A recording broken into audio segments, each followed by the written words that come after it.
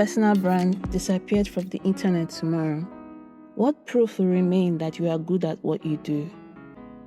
Hello everyone and welcome back to Becoming the Product. I'm your host Naya as always, and today I want to talk about something we've all probably overthought at some point. Branding. Not company branding, but personal branding. Specifically, what it means for us as product managers, creatives, and builders in this digital age. Because I've realized that for most of us, branding often starts in the wrong place. We jump to logos, to websites, to colors, to Canva templates, when in reality, branding is not design, it's data. It's the proof you leave behind that tells people who you are and how you think. When I first started my journey into product management, I thought building a personal brand meant looking the part. I spent hours tweaking my LinkedIn bio, choosing the right emojis, and wondering if I needed a personal logo to look official. But honestly, none of that was what made people trust me. What actually built credibility were the moments where I shared what I was learning, in real time. I remember posting about my first few side projects, the early challenges of transitioning into product, and even the awkward lessons that came from working with real teams. And people responded to that. Not because it looked polished, but because it felt real. Fast forward to now, through becoming the product, through my work in incubation, through projects like my SaaS products Geek Secure and my newsletter Proof Notes, I've learned that the most powerful personal brand you can have is your proof, your actions, your lessons, your process. Because proof speaks louder than any logo ever could. So I have a few points for you. Point number 1, proof is the new branding. Your projects, your stories, your outcomes are the most authentic form of branding you would ever have. Think about it. Every time you solve a user problem, you mentor someone, or share how you approached a tough sprint, that is branding. That's data that tells the world how you think and what you will bring to the table. As a PM, I see this every day with founders in incubation. Some of them have no websites, no brand deck, nothing fancy, but they have results.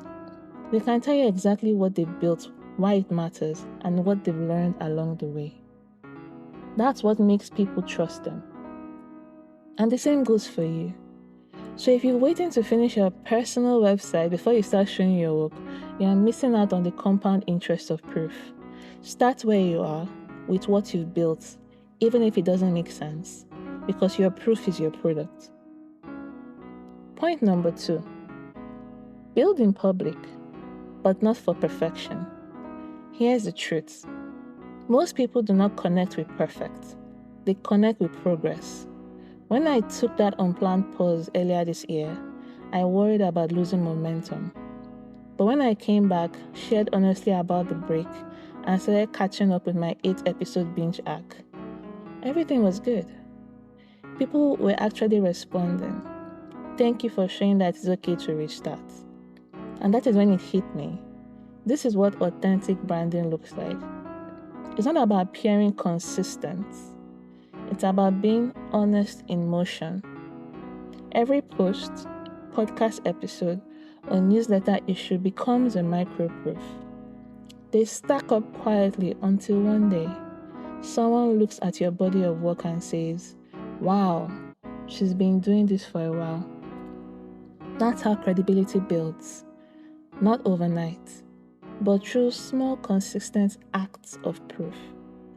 So stop waiting for your brand to be ready and start showing your build in progress.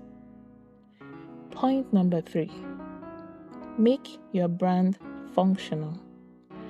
Your brand should do something. It shouldn't just exist.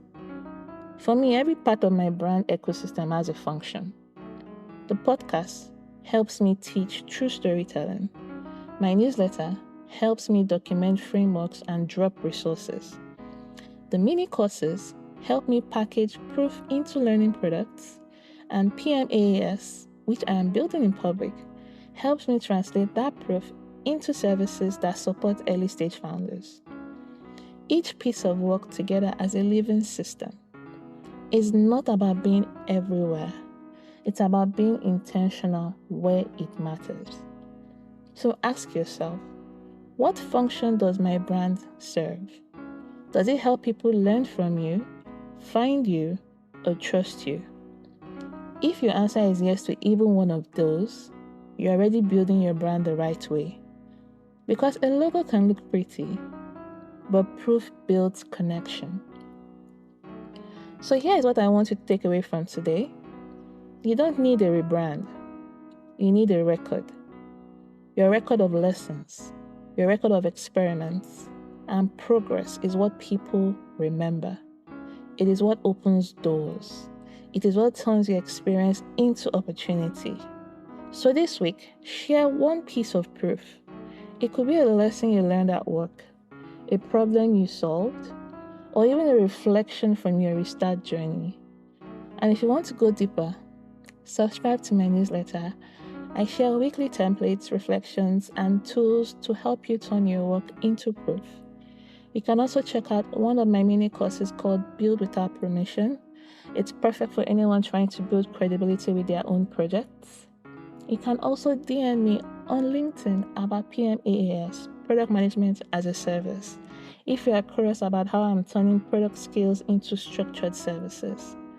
And if you be at the Dive 2025 African Conference, hosted by Product Dive on the 10th of December 2025, come say hi.